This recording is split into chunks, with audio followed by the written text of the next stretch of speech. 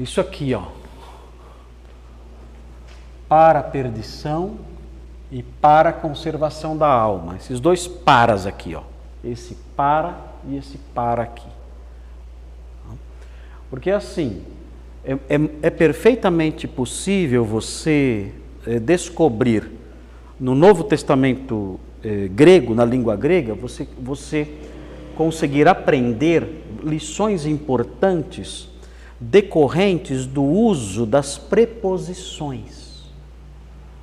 Então, é muito forte a importância, no português também é assim, claro, mas no grego é muito forte, se destaca muito para a teologia, para o ensino, a importância das preposições. Então, quando um escritor bíblico ele escolhe uma preposição para compor uma frase, essa preposição está lá com objetivos de transmitir certas, ou pelo menos uma, lição importante. Então aqui, esse versículo é importante para nós, porque esse versículo, encerrando aqui o capítulo 10, ele dá uma ideia de movimento. E essa ideia de movimento está aqui, ó, no para. Então quando o texto fala, nós não somos dos que retrocedem, ou seja, nós aprendemos, os que retrocedem são os que se encolhem, são os que recuam. E nós aprendemos pelo contexto todo, pelo que foi dito no capítulo 10, que são aqueles que recuam, são aqueles que se encolhem no que diz respeito à confissão, à congregação e à confiança. Todos esses itens são mencionados no capítulo 10. Então a vida cristã, ela tem que ser marcada por esses três componentes, a vida cristã autêntica. A confissão, o apego à confissão. O que é a confissão?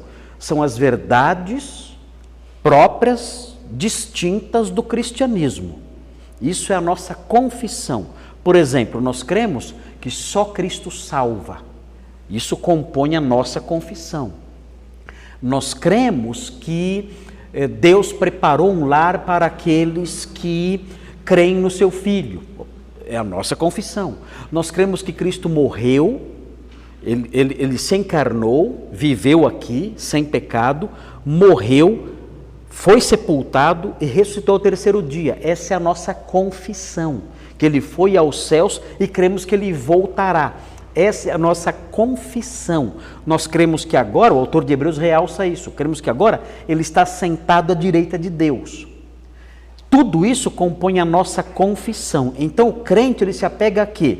Ele se apega à confissão, ele abraça a confissão. Ele se apega firmemente à confissão. Se ele abandona a confissão, ele é um herege. Ele rompeu com o cristianismo. Ele não é mais crente. Se ele falar, Cristo veio ao mundo para fazer com que eu seja rico. Opa, ele rompeu com a confissão. A confissão não diz isso. Essa não é a nossa confissão. Cristo na verdade, ele não veio em carne, ele era um espírito. Opa, você rompeu. Isso não é a nossa confissão. Ele não ressuscitou, ele ressuscitou nos nossos corações. Você rompeu com a confissão. Então, o cristão autêntico, ele abraça a confissão. O capítulo 10 enfatiza isso. Outro fator que o capítulo 10 enfatiza. O crente verdadeiro, por mais que esperneiem os desigrejados aí fora, isso está fora de debate no Novo Testamento. Está fora de discussão no Novo Testamento. É uma discussão até recente, esse negócio de que crente não precisa de ir na igreja.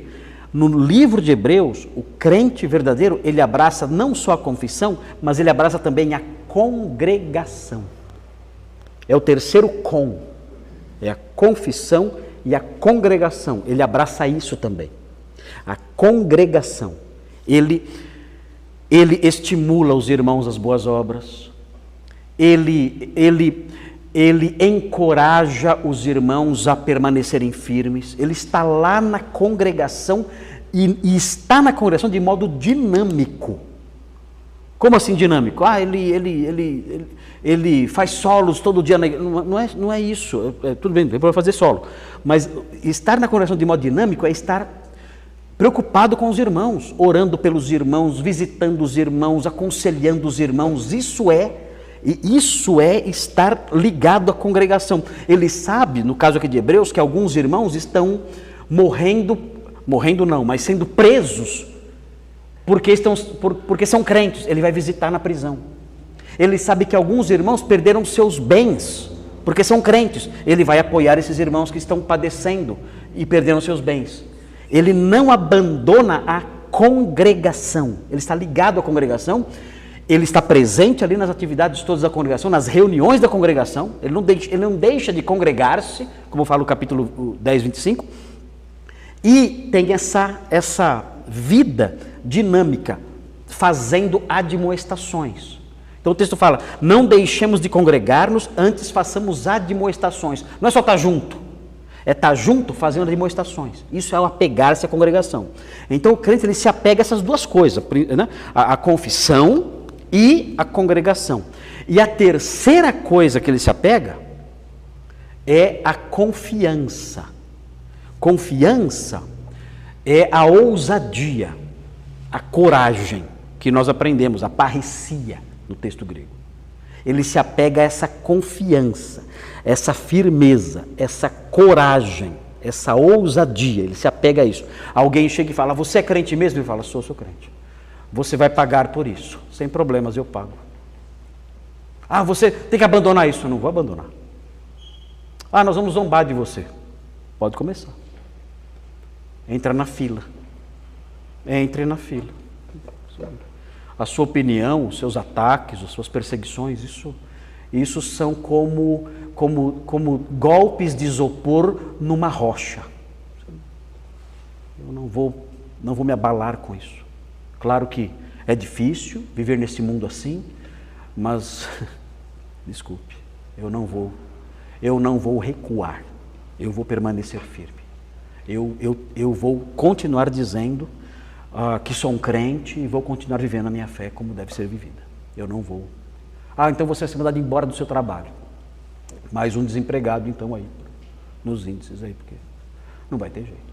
Ah, então você vai ser multado. Eu pago a multa. Você vai ser preso. Algema agora. Não posso fazer nada. Eu não posso abandonar as minhas convicções e desonrar o meu mestre. Você vai ser morto. Atira. Eu não vou recuar.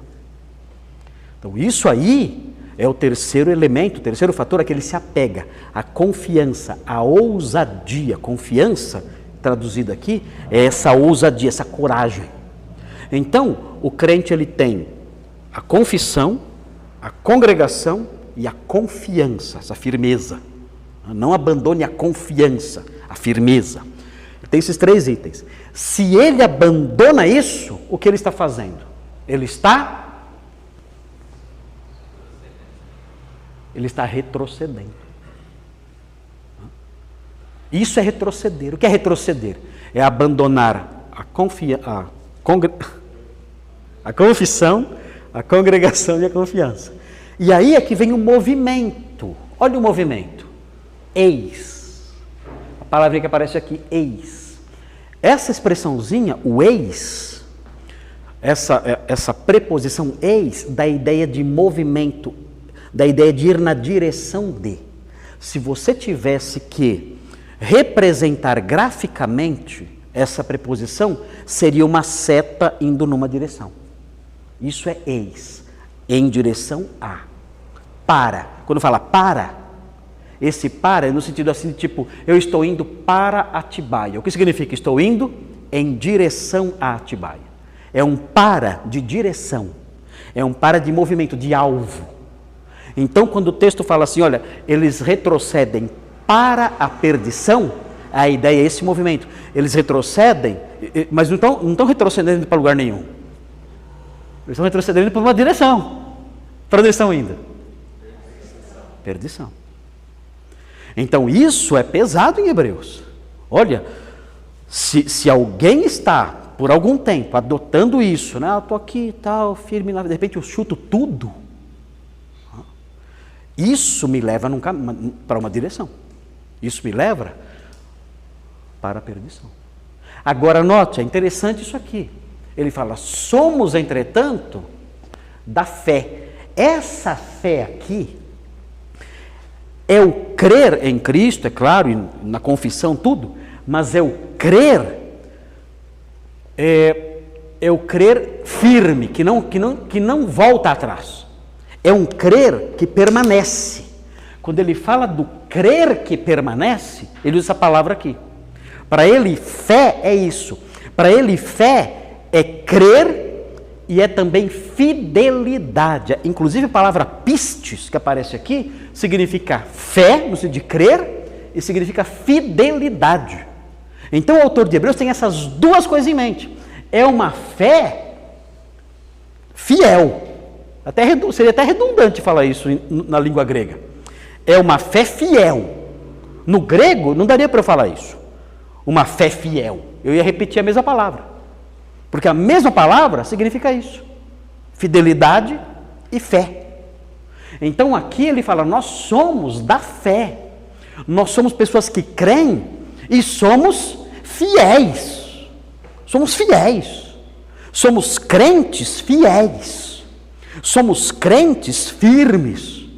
Nós que somos crentes firmes da fé fiel, por mais redundante que pareça isso, pareceria isso na língua grega, mas no português até que não fica redundante, né? No português até dá. Fé fiel.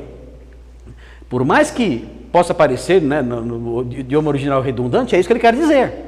Somos da fé fiel. E isso também nos leva para uma direção. Entendem? Tem outro eis aqui, ó. Tem outro eis. Que aponta para um alvo. Essa fé fiel, ela me leva. Ela me leva. É um vento. Ela me puxa. E para onde ela me leva? Para onde? Para a conservação da alma. Isso aqui é uma outra forma de falar vida eterna, porque alma aqui não é necessariamente o espírito da pessoa, tá? Alma aqui significa vida, a pessoa integral, vida. Ou seja, nós somos da fé e isso nos conduz numa direção. Por sermos da fé, nós estamos sendo levados e nos dirigindo para um alvo. Que alvo é esse? Que meta é essa? Essa meta é a vida sem fim, é a vida protegida. Conservação aqui é proteção. Nós estamos caminhando na direção de uma vida que não termina, porque ela será protegida para sempre. Então isso aqui simplesmente divide a humanidade. Esse versículo aqui divide a humanidade. Ou você pertence a esse pedaço, aqui ó. A divisão está aqui, ó. Nesse pontinho e vírgula aqui está a divisão. Ou você pertence a esse pedaço, ou a esse pedaço. Simples. Eu sou... Tem corintiano, flamenguista, santista. A humanidade está dividida assim. Não está não. Tem pessoal de esquerda, tem pessoal de direita, tem pessoal de centro, a humanidade está dividida assim. Não está. Tem os homens, tem as mulheres, tem LGBT, tem LGBT+, LGBT-, LGBTQQ, um monte de coisa aí. Não. Nada disso. A humanidade, essas subdivisões, é claro, que eu mencionei, existem, é claro. Mas basicamente, essencialmente, a humanidade está dividida aqui. Aqueles que conhecendo a verdade recuam,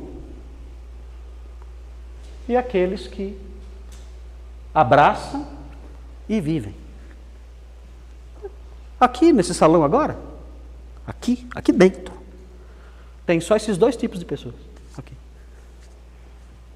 Aí você olha e fala, peraí, eu sou tem o versículo, tem o 39A, né, que vai até aqui. 39A vai até aqui. E tem o 39B, que é esse aqui. Vai dizer, bom, eu sou do 39A. Lamento. Você tem que mudar de lado. Não, eu sou do 39B. Amém. Permaneça aí e fique firme até o fim. Mas não tem terceira opção. Não tem terceira opção. Todos que estão aqui estão em algum lado do versículo. Todos. Jovenzinhos, crianças aqui, mais idosos aqui, com o Puff lá atrás. Enfim, né? Todos aqui pertencem a um pedaço do versículo. Todos. Tá? Aí você vê. Posso perguntar quem pertence a que lado? Quer que eu pergunte?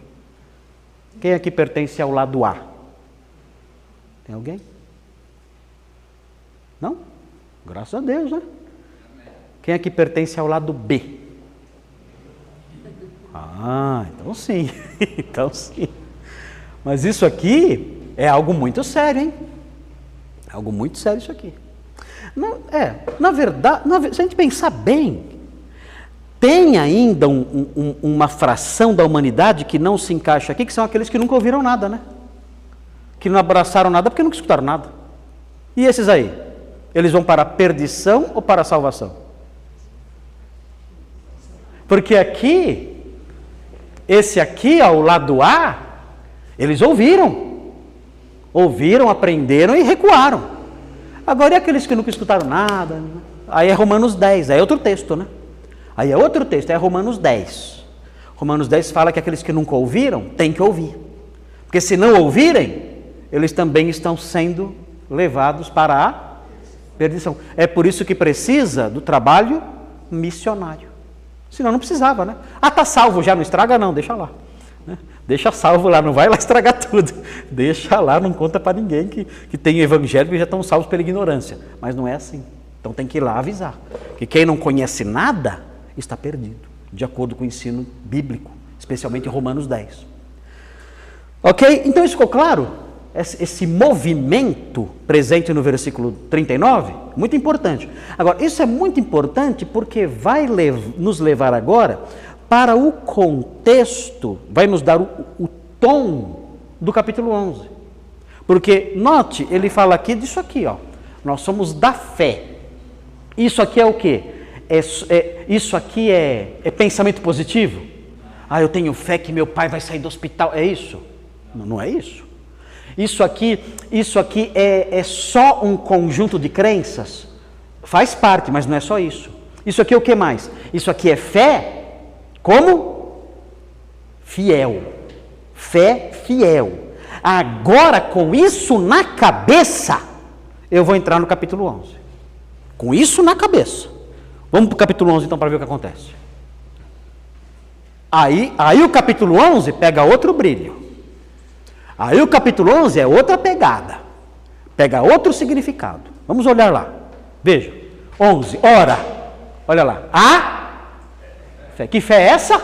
É o pensamento positivo? Ah, eu creio que... É isso? Não. O que é? É a crença fiel. É disso que o autor de Hebreus fala aqui. É a crença fiel, que não recua, firme, sólida. Ela é isso aí, ó. A fé é a certeza de coisas que se esperam, a convicção de fatos que se não veem.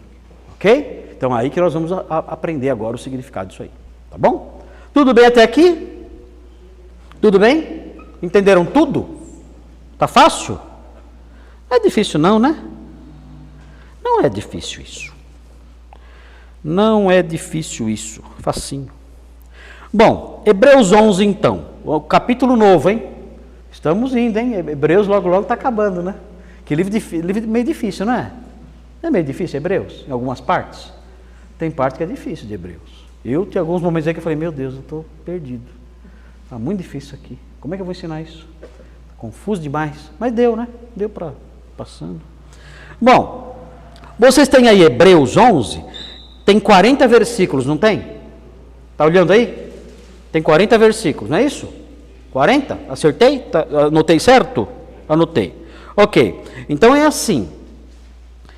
Os 2 primeiros versículos são uma introdução.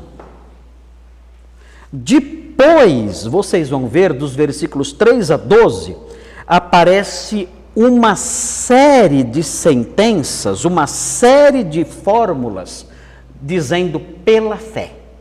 Pela fé, pela fé, pela fé, pela fé, pela fé, pela fé, pela fé. Fica repetindo isso. E vai assim até o versículo 12. Então, do 3 ao 12, é o primeiro conjunto de expressões com esse formato, da fórmula pela fé. Então, observe aquele monte de coisa lá, pela fé, pela fé, pela fé. Então, essa parte todo mundo conhece. Aí depois, do 13 ao 16, tem um comentário sobre a fé. E quando chega no 17 ao 31, tem a segunda fase, a segunda etapa de expressões pela fé. Aí vai do 17 ao 31, pela fé, pela fé, pela fé, pela fé, pela fé, pela fé, pela fé. Quando chega no 32 ao 38, aí tem um resumo rápido. A leitura, o escritor, ele escreveu do 32 ao 38 de um jeito para você ler rápido. E depois do 39 ao 40 é o comentário final. Então, pastor, que daí? O que tem isso a ver? É muito simples. O que acontece aqui, o que acontece na estrutura desse capítulo, é um recurso literário que ajuda na velocidade da leitura. Ah, é? É. Você sem querer ler rápido. Sem querer, esse cara é bom. Esse cara aqui. Esse escritor vou falar para vocês, é um Machadinho de Assis esse cara aqui. Ele quer que você leia algumas coisas rápido. Mas de vez em quando ele quer que você pare um pouco e leia mais devagar. Depois ele quer que você leia rápido para aquecer os motores e leia mais rápido no final. Ele faz isso. Por quê? Porque ele quer que você leia rápido algumas partes. Porque ele quer mostrar a intensidade da verdade que ele está falando. Quando você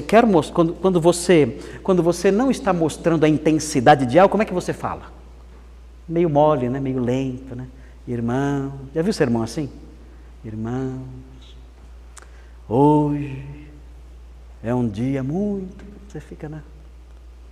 Não há intensidade, não há vigor naquilo que é dito. Agora, quando uma coisa é dita com velocidade, você percebe um ritmo mais intenso, isso mostra a importância daquilo que é dito. O entusiasmo de quem está falando, não é assim? Você percebe o entusiasmo e, consequentemente, a importância, a intensidade daquela verdade que está sendo dita. Então o autor de Hebreus faz isso. Ele começa com a introdução, aí ele começa, no 3 ao 12, fazer com que você leia rápido. Pela fé, pela fé, pela fé. Você começa a ler rapidinho. Né? Pela fé. Não é muito rápido, mas é rapidinho. Você vai, pela fé, pela fé, pela fé, pela fé, pela fé, pela fé, pela fé. E a esteira está rodando. É você na esteira.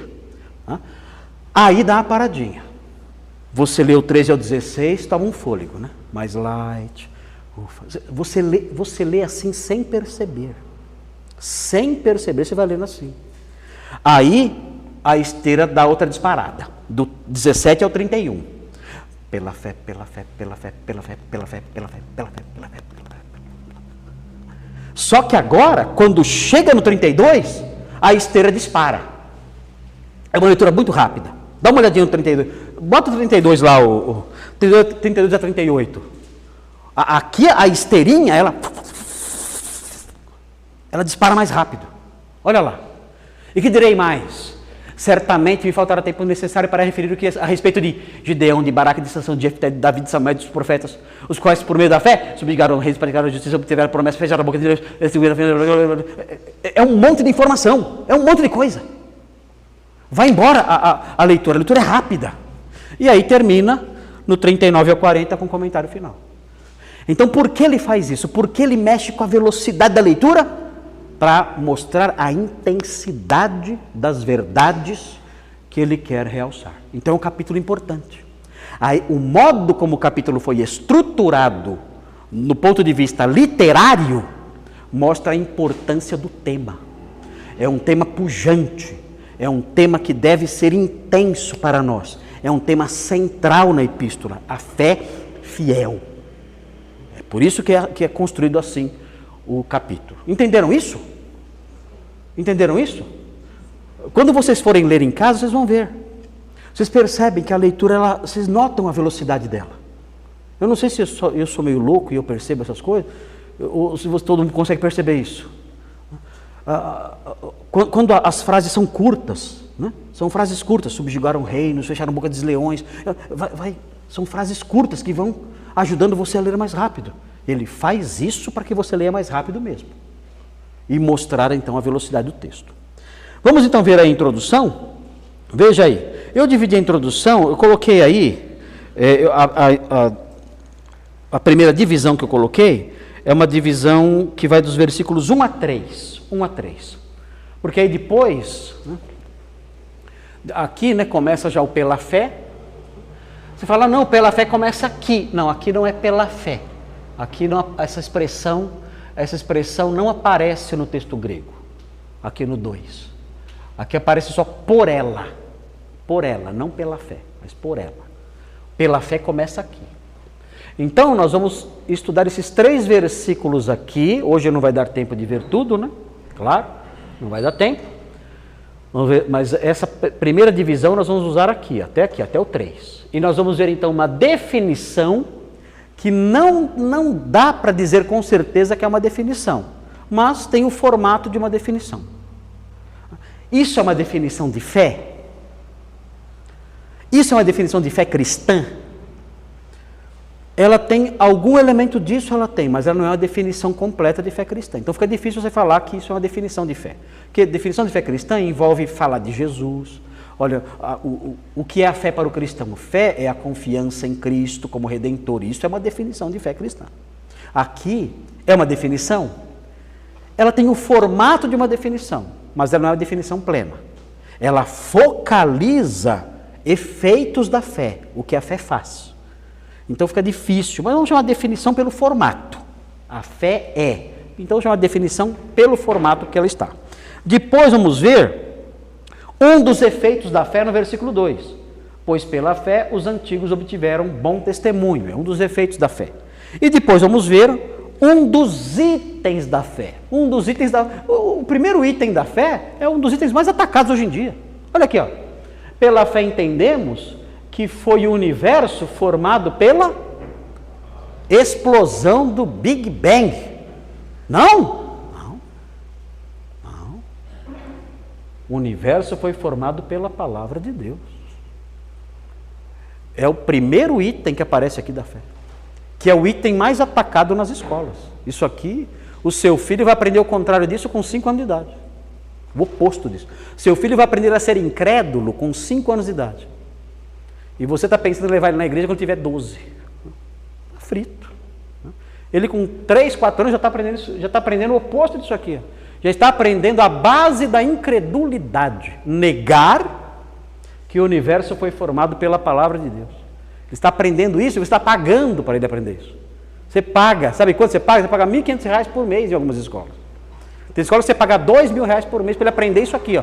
Ele aprender que o contrário disso aqui, que o universo foi formado por uma explosão aleatória. Ensinando incredulidade para ele já pequenininho. E você paga. De maneira que o visível veio a existir de coisas que não aparecem. É o primeiro item da fé, então nós vamos ver esse terceiro versículo aqui, destacando esse primeiro item da fé. Tá bom? Vamos olhar só o primeiro hoje, para ver se dá tempo. Faltam 20 minutinhos já, então não dá para ir muito longe. Mas veja aí, vamos olhar então o primeiro versículo, uma definição de fé. Estão com a Bíblia aberta aí? Se não tiver, tem aí na frente, não tem problema. Veja aí. Ora, esse ora é uma expressãozinha que tem por propósito mostrar uma transição. Não é um contraste, é uma transição. Então, quando ele quer fazer uma transição, ele usa aquele ora. Às vezes o ora indica contraste. Então ele fala assim, ora, nós não somos assim, somos assim. Aí indica contraste. Aqui não, aqui indica transição.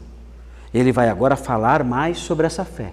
É uma nova ênfase, um novo tema, está fazendo uma transição aqui. Ele estava exortando os irmãos, agora ele vai começar a ensinar algo relativo à fé. Por isso tem essa transiçãozinha aí, o ora. Aí veja, ora, a fé, e aqui a fé, nós sabemos qual é o sentido. É a fé fiel, é a fidelidade. E aí ele fala assim, a fé é o quê? A certeza. Certeza. Todo mundo tem certeza na Bíblia? É assim que está para todo mundo? A fé é a certeza. Todo mundo é assim? Tem alguma diferença? Qual que é aí? Hã? A fé mostra a realidade. Ok. É. Oi. A fé é a garantia. A fé é a garantia? Onde está? Na Almeida 21. Essa do Almeida 21 é garantia. Essa é a Bíblia do Stephen Kirchner. Ele é tradutor do Novo Testamento. Stephen sempre vai pelo pior caminho. O mais difícil, não é o pior caminho. Não é um caminho ruim, é um caminho mais difícil. E ali o da Isabela ficou como? A fé mostra a realidade. Espera só um pouquinho, deixa eu tentar ver o que quiseram fazer com isso. O que é isso aí? Fui eu que fiz, né? O que eu tinha na cabeça na hora que eu fiz isso? Deixa eu ver. A fé mostra a realidade. A fé mostra a realidade.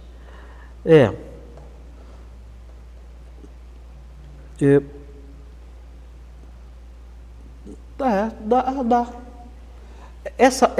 A fé mostra a realidade, ela se parece com a Almeida 21. Ela está ligada com a Almeida 21, já vou explicar por quê. Quem tem outra tradução? Firme fundamento. Onde? Aqui? Firme fundamento? Qual que é essa aí? É Almeida. Nossa, essa é boa. Firme fundamento é legal. Firme fundamento? É uma tradução legal, essa aí. A fé é o firme fundamento das coisas que se esperam. Porque é assim, a ideia é a seguinte, a palavra que aparece aqui é uma palavra muito conhecida em história eclesiástica. É a palavra hipóstasis. Hipóstasis. Quem estuda história eclesiástica está cansado de ouvir essa palavra, hipóstasis. Por quê? Porque essa palavra é usada para se referir à essência divina, nos debates antigos sobre a Trindade. Então, o que os antigos diziam? Olha, Deus é 3 pessoas numa só hipóstasis. Então, hipóstase seria o quê? Na linguagem dos teólogos antigos. Essência. Essência. Agora, o que é essência? Essência é a base de tudo, é a base de uma coisa. Por exemplo, essa cadeira aqui. Qual é a essência dela? Qual é o elemento básico dela? O plástico. Isso aqui é uma cadeira, mas ela tem uma essência. Essa essência é o plástico. A essência é o que é? É o componente de base. É o componente básico. Quando eu falo Deus é um ser em 3 pessoas, eu digo que são 3 pessoas com uma só essência divina. A base das 3 pessoas, né? O componente básico das 3 pessoas é a divindade. Então, essa ideia de hipóstasis como algo que está na base, dá a ideia também de um alicerce, que é o que a sua Bíblia traz. A fé é a base. A fé é um fundamento sobre o qual algo se apoia. Literalmente, hipóstasis é algo que está embaixo. Hipóstasis é algo que está embaixo. O alicerce dessa parede é hipóstasis. A base desse piso está aqui por baixo. A base do piso, sustentando esse piso aqui, é a base. Está ripó. Ripó é embaixo. Ripó. Deixa eu ver uma palavrinha que tem ripó. Ripó. Não lembro de uma palavra que tem ripó. Ripó. Vou falar hipopótamo, mas não é hipopótamo. Não estou lembrando. Hipopótamo é outro, não é ripó, é hipos, que é cavalo. Hipopótamo é cavalo do rio. Hipopótamo é cavalo do rio. O hipopótamos, cavalo do rio. Não parece um cavalo, né? Mas é o nome dado. Né? Mas aí é outro, é hipos, não é hipó. Então o hipó é o que está por baixo. Ok? E hipóstasis, então, é uma base. Então, você pensa assim, a fé é a base, o firme fundamento das coisas que se esperam. O que significa isso? Essa é uma possibilidade do significado da palavra hipóstasis, porque uma outra possibilidade é a palavra que foi dito ali pelo garantia. A primeira possibilidade é algo por baixo, uma base. A segunda possibilidade é garantia. As duas são possíveis. Você vai escolher, você vai sair daqui escolhendo uma hoje. Tá? Você vai escolher o que você gosta mais. Se você gosta mais da garantia, que é o que a Isabela também tem lá, só que a NVT colocou em termos mais fáceis de entender, ou você vai entender como um firme fundamento. Em que sentido a fé seria a hipóstasis, no sentido de firme fundamento? Em que sentido seria isso? Sustentar tudo que vai em cima.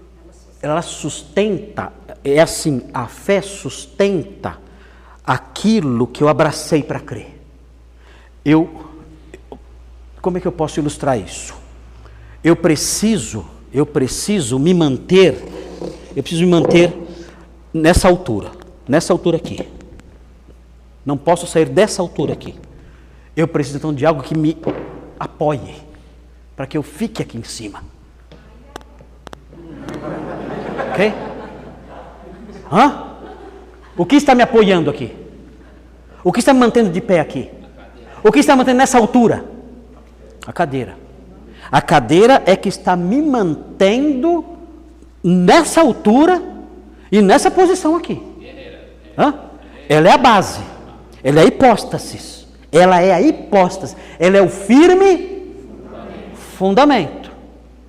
Então, o que ela está sustentando lá no versículo? Ela está sustentando para mim, em mim, no meu coração, as coisas que eu espero. Entenderam isso? A fé está sustentando, está sendo o alicerce, está sendo a base no meu coração para manter de pé no meu coração aquilo que eu espero. Entenderam isso? Ela é um firme fundamento, eu me escoro nela. Será que eu terei uma herança futura? Opa! Eu me lembro da minha fé, eu tenho uma fé. Eu me escoro nela. E eu me mantenho firme, nesse firme fundamento, esperando aquilo que ainda não vejo. Ela é o firme fundamento. Daí vem a palavra convicção. A fé é a convicção.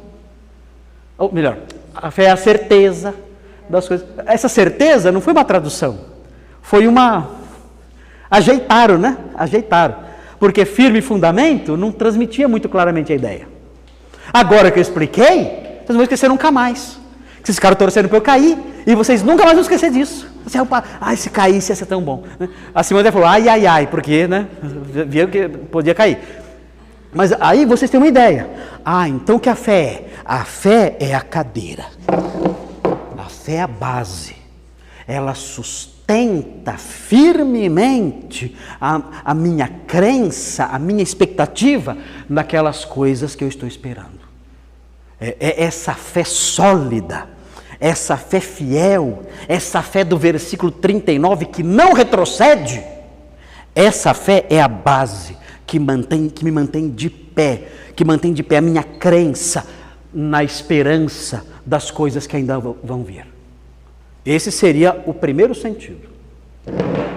Eu gosto desse aí. Agora tem o sentido lá do João Paulo, lá da Almeida 21, que é a tradução do meu amigo Stephen Kirchner, que sempre pega, ele gosta do Stephen. Stephen foi meu professor muitos anos, foi meu padrinho de casamento, e ele é muito bom, muito bom. Ele é doutor em Novo Testamento, é muito bom, nossa. Mas ele gosta dessas coisas, né? E ele escolheu então a palavra garantia. Aí, se eu escolher hipóstasis no sentido de garantia, como é que fica? Olha onde vai parar. Olha onde vai parar. Ó, a fé garante. A fé garante que eu um dia receba as coisas que se esperam. A fé garante que eu vou receber as coisas que eu espero. Faz sentido? A fé é a garantia. A fé tem uma outra possibilidade também. Pode ser assim também, ó. Aí entra a NVT. Agora estou entendendo por que a NVT ficou assim. Pode ser assim também, ó. A fé me faz perceber a garantia. A fé me faz ver a garantia das coisas que se esperam. Pode ser essas duas coisas a garantia. Entenderam a diferença? Primeira possibilidade. Primeira possibilidade. A fé me dá garantia. Garante que eu vou desfrutar das coisas que eu espero. Ok? Aí nesse caso a fé é objetiva. A fé, ela garante que eu vou receber aquelas coisas.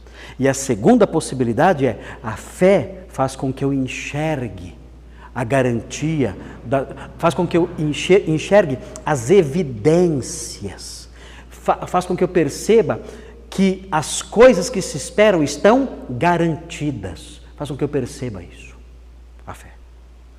Se eu não tivesse fé, eu não teria essa percepção, mas como eu tenho fé, eu tenho essa percepção, eu percebo que as coisas que eu espero estão garantidas. Está confuso? Tá, né? Está confuso? Tá, Givney? Não? Tá, Erickson? Não? Ok. Bom, então tem duas possibilidades. A fé é a certeza, o firme fundamento. Eu me escoro nela e eu então estou firme, solidamente alicerçado naquela convicção. Né? E tem a garantia. A fé é a garantia das coisas que eu espero. Qual das duas vocês preferem? Se vocês fossem tradutores da Bíblia, o que vocês iam querer? Acho que foi pela garantia. Garantia? A fé, aí poderia ter dois sentidos. A fé garante que eu vou ter essas coisas. E outro sentido, na garantia, a fé me faz dá ao meu coração a garantia de que eu vou desfrutar dessas coisas. Não que eu ache a outra errada, mas mais fácil de entender. Mais fácil de entender? Ok. Não, nenhuma das duas é errada, viu? Viu, João Paulo? Não é que está errado aí, viu, Isabela? Não está errado. É que as duas são possíveis. Agora é aquela história. Quando o autor escreveu, e ele colocou a palavrinha hipóstase, ele estava pensando em quê? Em certeza ou garantia? Certeza ou garantia? Ele vem exortando os irmãos. Acho que é garantia. Exatamente. O contexto que acabou de falar, somos da fé para a conservação da alma. A fé garante, né? A fé garante que você vai viver. Então tem essa possibilidade aí. Você pensa no versículo 39, você pensa em garantia. A fé te leva, a fé te conduz, eis, para a conservação da alma. Então garantia. Mas olha o restante do versículo. O restante do versículo aponta para a fé como o quê? Como garantia ou como certeza, ou como firme fundamento? O restante do versículo fala que ela é a convicção. Aí já está mais ligado com certeza. Então você fica, e agora? Fica meio assim. Sabe o que é legal fazer? O firme fundamento, isso, garantia. E a garantia. Não, mas sabe o que é legal fazer? É o seguinte, é legal fazer o seguinte. Esse caso mesmo. Você pega o versículo então, e você fala assim, bom, o autor de Hebreus colocou isso aqui, essa palavra. Qual dos dois sentidos é errado? Nenhum. Qual dos dois eu vou ficar então? Pega os dois. Tá de graça, né? É self-service, né? Pegue quanto quiser, tá liberado o quilo, né? Vai lá e pega. Né? Então eu posso dizer o seguinte, olha, irmãos, o que é a fé à luz do entendimento gramatical aqui, semântico aqui. E também olhando para o contexto anterior e posterior. O anterior exalta a garantia, o posterior exalta a certeza. Eu posso dizer o seguinte, olha, a fé ela pode envolver duas coisas. A fé, ela é a base sobre a qual a minha crença se mantém de pé. É a base. Essa fé, ela dá alicerces sólidos para a minha crença. Eu estou bem fundamentado na certeza de que essas coisas vão acontecer por causa da fé que eu tenho, que é uma fé fiel. A fé fiel é isso.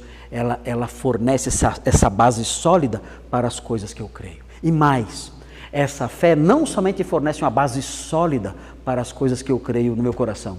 Essa fé também me garante que eu vou desfrutar um dia das coisas que eu espero. Qual das duas está errada? Nenhuma. Qual é o segundo sentido de garantia? O segundo sentido para garantia? A fé me faz perceber que as coisas que são invisíveis agora, me faz perceber que elas estão garantidas. É por isso que a NVT falou que enxerga os fatos, alguma coisa assim. Aí vem depois. Onde você viu prova? Ali no segundo, né? No segundo, né? Ah, tá. Lá aparece essa possibilidade. Aí você foi para frente, você correu um pouquinho, né? Você correu. Fez correr. O autor fez correr, né? O autor fez correr. Fez ler rápido. Bom, nossa, pastor, quanta coisa. É assim, ó. O que nós temos que aprender é o seguinte. Esqueçam a ideia de que a fé é mero otimismo. A fé não pode ser entendida assim. Eu não posso falar assim, olha, eu tenho fé que eu vou vencer na vida. Isso não é a fé mencionada aqui. A fé mencionada aqui é uma crença firme em promessas feitas. Deus prometeu que eu vou ser feliz nesta vida? Não. Eu não tenho promessa nenhuma. Deus prometeu que eu vou ser rico nessa vida? Deus prometeu que eu vou morrer com 120 anos de colesterol, tanto comer churrasco? Não. Ele não prometeu nada disso para mim. Deus me prometeu um carro? Deus me prometeu uma esposa? Não. Então eu posso crer, eu posso ter fé na benignidade dele, sabendo que ele pode me dar ou não. Eu posso ter fé nisso. Mas não é disso que o texto está falando aqui. Aqui o texto está falando de fé em coisas prometidas. Coisas que Deus prometeu. Então essa fé é uma certeza, ela está bem fundamentada, solidamente, ela é a base daquilo que eu creio, ela fornece fundamento para aquilo que eu creio, para que isso não esmoreça. Deus prometeu, eu estou solidamente firmado nessa convicção e ela me garante que eu vou receber essas coisas. Então, a fé está ligada com promessas. Essa fé aqui está ligada com promessas. Tá bom? Não é fé nas coisas que eu quero. Promessas de Deus. Então, oi. Eu já li um autor que ele pegou fé, assim, de fé é igual a sã doutrina. E ele disse que é fé igual a sã doutrina justamente para que não tenha uma ideia de eu tenho fé em alguma coisa. Eu tenho fé, é a sã doutrina que me apoia. É assim. A palavra fé tem dois sentidos. Tem esse sentido aí que é a minha fé, é aqui, ó, é a minha fé. A minha fé é uma convicção, a minha fé me garante isso. Essa é a fé no sentido subjetivo, que é o sentido aqui. A fé que esse autor falou é a fé no sentido objetivo, é o conjunto de crenças. Eu falo, essa aqui é a minha fé. O autor de Hebreus chama isso de confissão. Então o autor que você leu, ele está dizendo o seguinte, olha, a fé, ele está definindo a fé como algo objetivo. A minha fé é isso aqui, esse conjunto de coisas. Aí não é uma coisa subjetiva, não é a minha fé, é a fé. A fé é essa aqui, eu creio nisso. Nesse texto, não é dessa fé que está falando. Está falando da fé subjetiva. O que eu tenho no meu coração? No meu coração, eu tenho um alicerce sólido, no qual está firmada a minha esperança. Esse alicerce sólido, no qual está firmada a minha esperança, é essa fé fiel. Ela não oscila. Eu olho, eu espero receber aquilo, eu estou firmado naquele alicerce chamado fé. E essa fé, que é minha, ela também me garante o desfrute dessas coisas que eu espero. Ok? Então é bom ter fé? É bom ter essa fé aqui? Meu Deus! É bom ter essa fé por quê? Porque ela não oscila, não se abala. Dá tudo errado na vida. Você está lá, ó, a cadeira está lá. Ó. A cadeira está lá. Dá tudo errado, você está lá, ó, escorado nela. Não, eu sei. Está caindo o prédio, está caindo o telhado. A cadeira está lá. Está aqui. Está lá. Cai a parede, racha tudo, você está aqui. Ó. Você está aqui. Ó, não cai. Ó. Não cai. Está aqui. Essa aqui, ó. Isso aqui, ó. Isso aqui. Essa aqui é a fé, ó. Isso aqui é a fé. Mas é de plástico. Não. Mas a essência é plástico. É hipóstase ser plástico. Então, está aqui, ó. Ela não oscila, ó. Está aqui. Ah, a parede está caindo. O teto caiu, a luz queimou, a caixa caiu. Eu estou aqui, ó. Eu permaneço convicto, firme. A minha base não oscila. Ela é hipóstase, ela é alicerce. Ela não oscila. Eu continuo vendo. Eu sei o que me espera lá. Eu não vou sair. Eu não vou sair de cima disso aqui. Isso aqui é sólido. Eu permaneço nisso aqui e eu sei que o que foi prometido vai se cumprir. Eu não vou me abalar, por mais que aconteçam os problemas à minha volta. E mais, além de ser essa hipóstase, essa base, essa fé também, ela garante que eu vá desfrutar dessas coisas. Então ela é tudo de bom. Precisamos dela? Meu Deus. Nesse mundo está tudo desabando. Meu pai está lá na UTI. A minha família esfarelando aí. O patriarca da família está lá. Talvez tenha alguns dias de vida, algumas horas, não sei. A minha mãe está lá, jogada numa cama. Olha a família. Olha a família.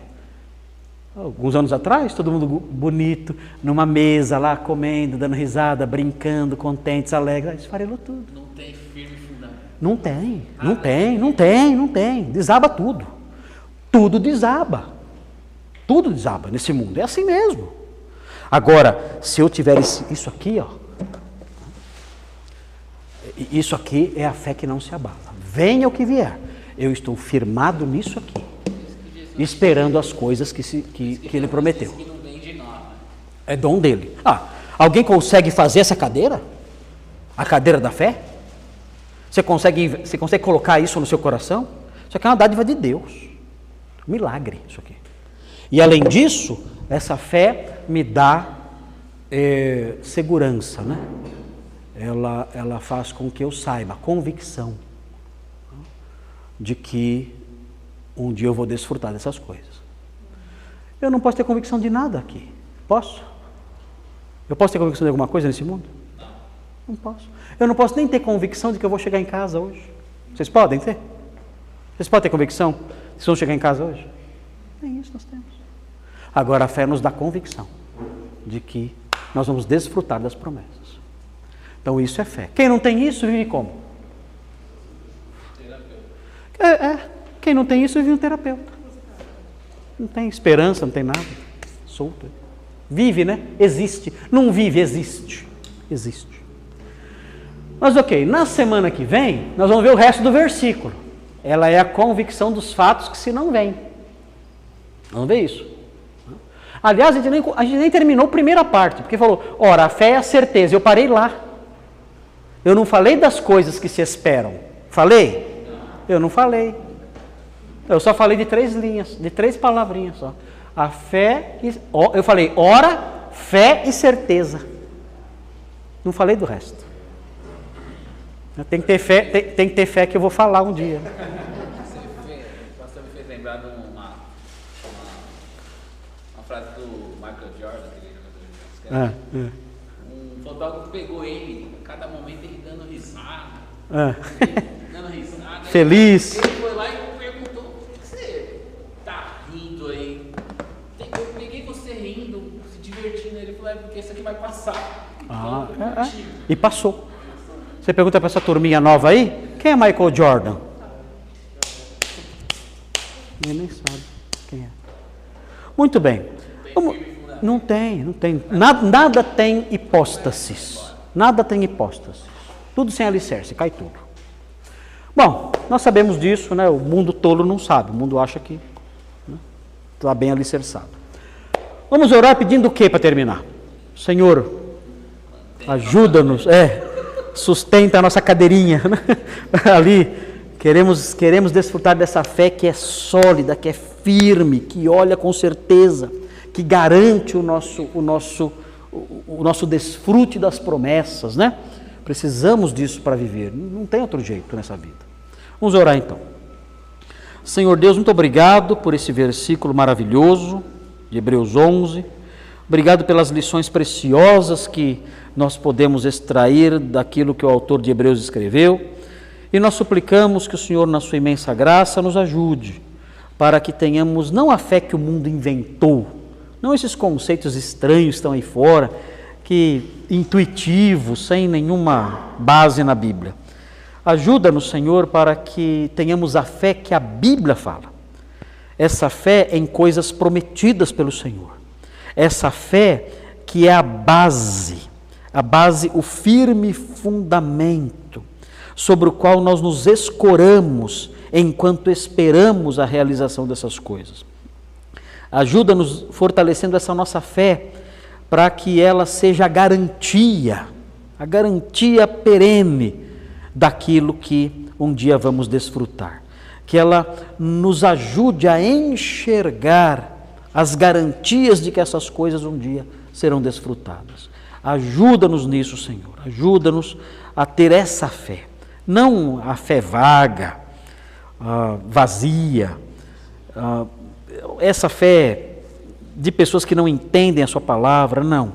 Ajuda-nos a ter a fé bíblica e que cresçamos nela e que sejamos amadurecidos e fortalecidos por meio dos frutos dela. Pedimos isso, pedimos que o Senhor nos leve em segurança para casa e rogamos essas bênçãos em nome de Jesus. Amém.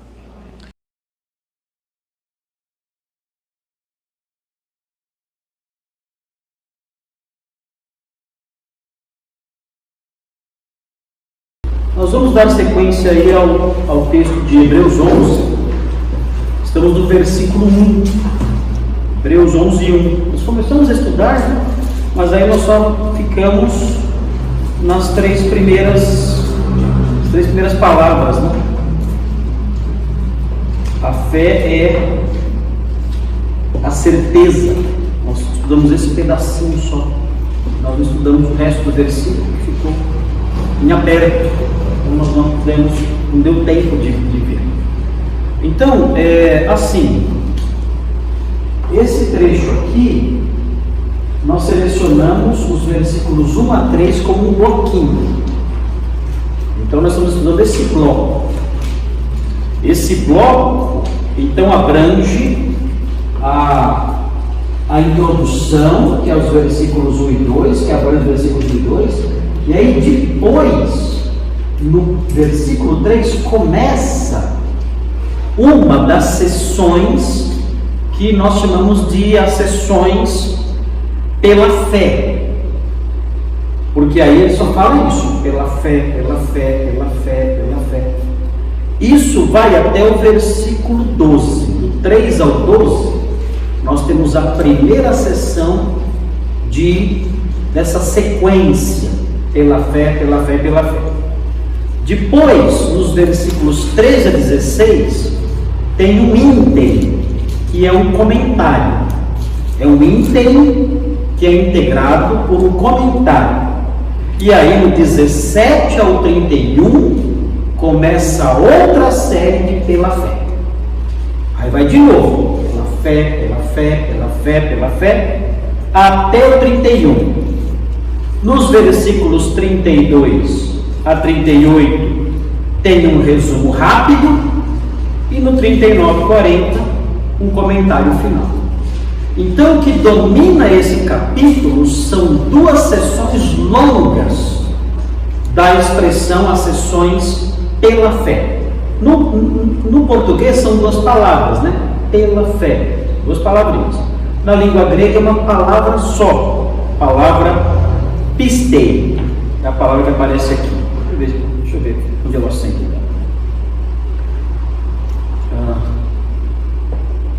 Versículo 3. Pistei.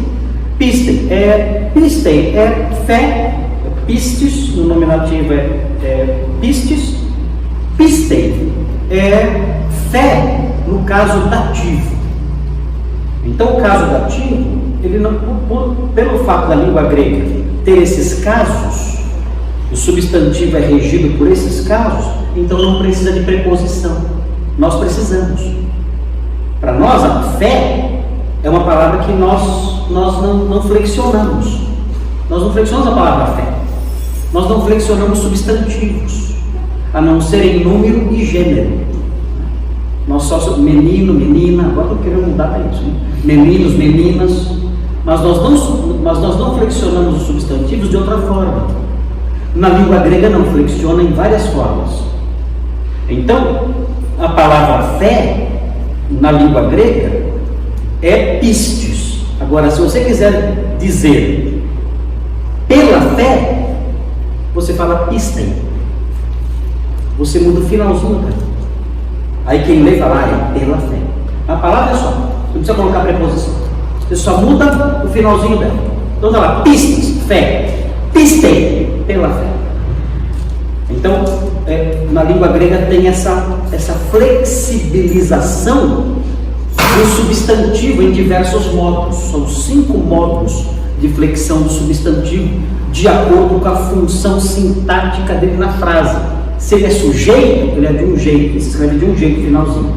Se ele é objeto direto, se escreve finalzinho de outro jeito. Se ele é objeto indireto, se escreve finalzinho de outro jeito. Se ele é um vocativo, se escreve ele de outro jeito. Então varia o finalzinho. Então, por causa disso, a expressão pela fé, que é repetida em 2 seções grandes do capítulo 11, a palavrinha só. Pistem, pela fé. Falou pistem, já sabe, pela fé. Podia ser na fé ou com a fé. Pistem pode significar 3 coisas: pela fé, na fé e com a fé. Mas aqui o contexto só pode ser pela fé. Não dá para você colocar com a fé entendemos ou na fé entendemos. Ficaria meio ruim a tradução. Então traduziram pela fé, que é correto. É uma das possíveis traduções. Então ficou pela fé, pistem. Então nós temos aqui o começo de uma sessão pistem.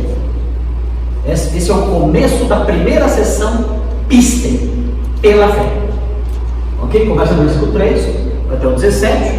Depois tem outra sessão maior, que eu mencionei aí, que vai dos versículos 3 ao 12, depois do 17 ao 31. Ok? Muito bem. Vimos aí então o comecinho dizendo que a fé é a certeza. A fé é a certeza, e nós explicamos que a palavra certeza é a palavra hipóstasis. Hipóstasis é algo que está embaixo, é um alicerce, é uma base, é um fundamento. Isso é hipóstasis. Então, ela tem esse sentido. A fé é a base sobre a qual eu apoio a minha esperança. Ok? Não pode ser isso. Esse pode ser o sentido. A fé é a base sobre a qual eu apoio a minha esperança. Esse é um dos sentidos presentes aqui. Existe, pode significar também que a fé é a base que garante aquilo que eu espero. Perceberam a diferença? Perceberam a diferença?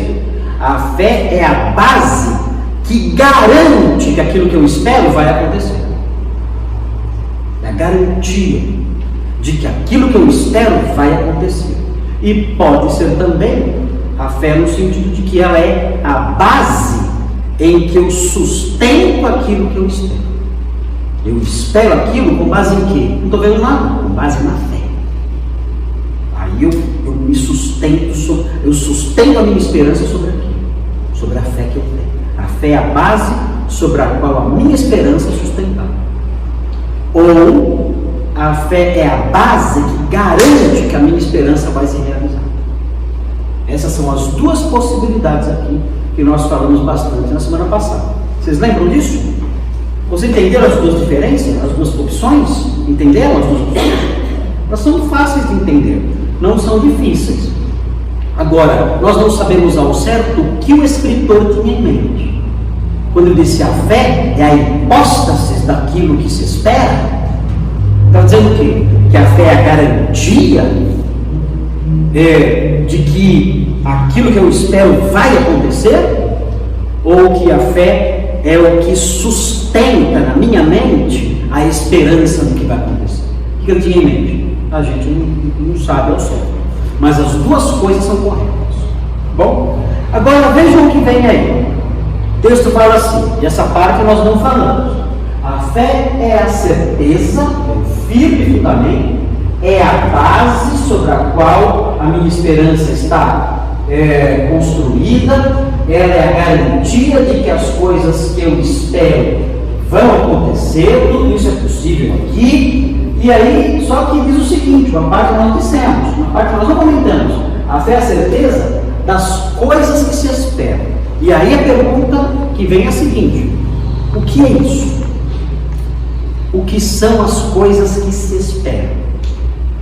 No livro de Hebreus, porque eu posso falar das coisas que se esperam olhando para outros autores, mas quando o escritor de Hebreus escreveu essa expressão, essa palavrinha, as coisas que se esperam, o que estava na cabeça dele?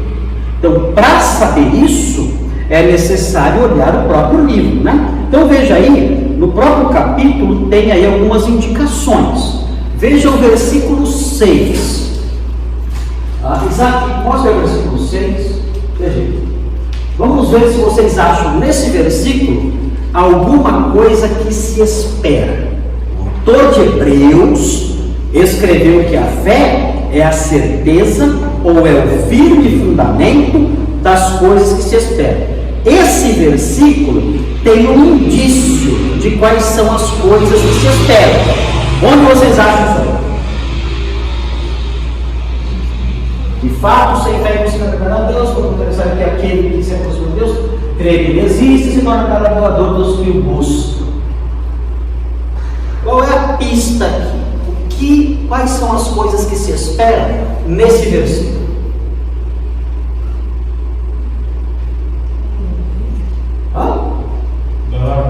Galardão. Então o autor de Hebreus, as coisas que se esperam envolvem galardão. Agora, a gente sabe o que é galardão? Assim, a palavra galardão, ela significa, sei lá, um pagamento, um salário. Aqui não especifica o que é o galardão, só fala de algo dado à pessoa. Então, as coisas que se esperam são dádivas futuras de Deus. Isso envolve coisas que se esperam, de acordo aqui com o versículo 6. Coisas que se esperam envolvem galardões dados por Deus na mente do autor de Hebreus. Ok? Outro versículo é o 10. Veja o 10. Fala aqui de Abraão e os patriarcas, dizendo que ele aguardava o quê? Qual era a coisa que se esperava aqui? A cidade que tem fundamentos. Então, mais uma vez, nós encontramos um versículo que nos ajuda a entender o que o autor de Hebreus estava dizendo. Então, ele disse: olha, a fé é a certeza das coisas que se esperam. Quais são essas coisas? Galardão. E o que mais? A cidade que tem fundamentos. Isso compõe as coisas que se esperam, dentro aí do livro de Hebreus. Veja o versículo 16. Mas agora aspiram a uma pátria superior, isto é, celestial. Por isso Deus não se envergonha deles de ser chamado seu Deus, porquanto lhes preparou uma cidade. O que se espera nesse versículo? Pátria celestial, uma pátria superior, que é explicado no sentido superior, é uma pátria celestial, é isso que se espera, e uma cidade. Então já falou no outro versículo, a cidade que tem fundamentos. Então tudo isso vai compondo o nosso modo de pensar à luz de Hebreus. Quais são as coisas que se esperam? Então note bem, o autor de Hebreus não está falando assim: olha, se você é alguém que tem fé, e você espera ter um carro novo, você vai ter um carro novo.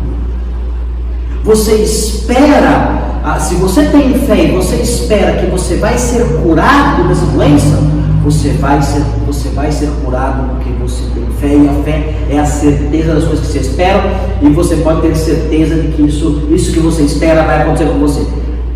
Isso tudo pode até ter fundos de verdade. Eu devo crer no poder de Deus para me curar, para me dar um carro, para me dar bênçãos, mas não é esse o assunto aqui. Esse versículo não fala de nada disso, de ter fé nas coisas que eu quero, a ter fé que eu vou conseguir um carro, que eu vou conseguir saúde, que eu vou conseguir emprego, que eu vou conseguir casa própria. Não é esse tipo de coisa que o autor de Hebreus menciona aqui nesse versículo. Ele nem pensa nisso. Eu posso ter fé que Deus vai me curar? Posso ou não? Posso. Eu posso ter fé de que Deus vai me dar um carro melhor? Posso.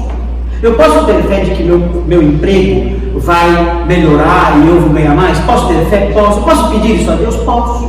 Posso pedir com fé: Senhor, eu creio no seu poder. O Senhor não prometeu, mas o Senhor tem poder para dar, o Senhor tem bondade, misericórdia. Eu creio no seu poder. Eu posso fazer isso? Posso. Mas esse é o assunto aqui? Não.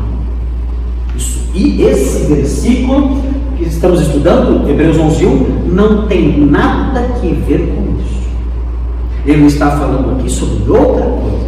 As coisas que se esperam aqui são os galardões celestes, a cidade que tem fundamentos, a pátria superior e celestial. São essas coisas que se esperam. Veja também versículo 26. Vamos ver se tem mais aqui. Porquanto considerou o opróbrio de Cristo, aqui Moisés, por maiores riquezas do que os tesouros do Egito, porque contemplava o galardão.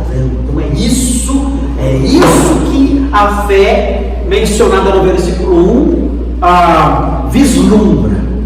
Ela tem certeza das coisas que se não veem.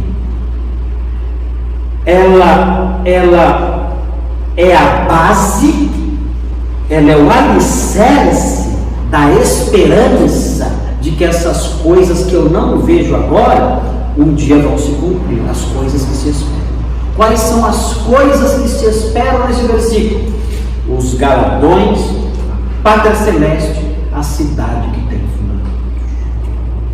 O homem que tem fé, ele espera isso. Os galardões, fundamentos, a pátria superior durável. A fé tem certeza dessas coisas, e ela é a base que dá convicção ao homem dessas coisas que ele espera. Tem mais coisas que ele espera? Além disso, isso aqui é o que o autor de Hebreus fala. Galardões, cidade que tem fundamentos e pátria superior e celestial. Tem mais coisas que ele espera? Tem? O que mais que tem que ele espera? Ele não fala. Tem mais coisas, não tem? Não, coisas que nós aguardamos que vão se concretizar no futuro. A volta de Cristo é algo que se espera. Ressurreição dos mortos. A ressurreição dos mortos é algo que se espera. Reino justo. Oi? Reino justo. Um reino justo, inaugurado pelo Messias, um reino de paz e de justiça, de mar a mar. Nós esperamos isso. Nós esperamos o cumprimento da bênção com que Isaac abençoou Jacó. Nós esperamos isso. O cumprimento dessa bênção que eu vou explicar melhor domingo à noite. Nós aguardamos o tudo. Olha, quer ver algo que é bom? Aqui, não vou falar sobre isso agora. Dá uma olhadinha, vou falar sobre outra coisa. Tem 1 Coríntios 15, 19, que fala da ressurreição, que o Júlio mencionou. É uma esperança que nós temos? É, claro.